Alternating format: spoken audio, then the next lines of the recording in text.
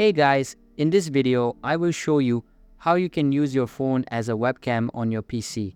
So make sure to watch the video till the very end. And let's begin. So first of all, we'll need to go and get an application. So we'll go and open up our web browser. And you need to go and search for Irion Webcam. So type it in Irion Webcam and then go to irion.com. You can then click on Webcam for Windows and it will go and download.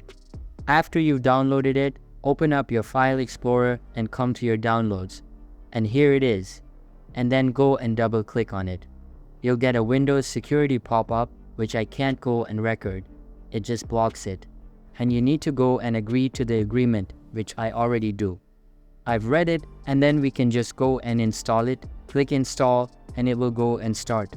It doesn't take long at all. Then you can go and select start your Irion webcam server.